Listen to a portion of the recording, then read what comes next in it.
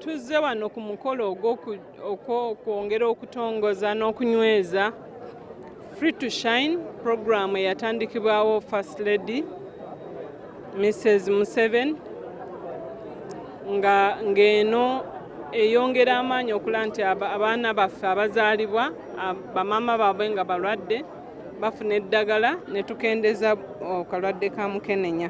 Ate ne twongera n'okutongoza ebyuma ebyo bye mulaba. Ebyuma bino bijja kuba nga bikola testinga 5 mulundi gumu.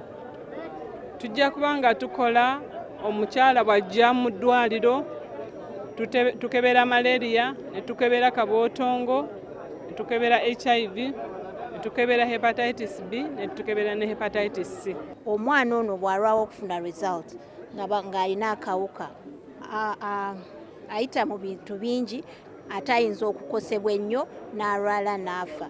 Kati ne tusalawo nti kisaana nti omwana olumutesitinga asaana atandikibwebo eddagala kati kanaakuuma katesitinga omwana olunaku olwo n'afuna result n'abeera ne bamutandisa eddagala there and then.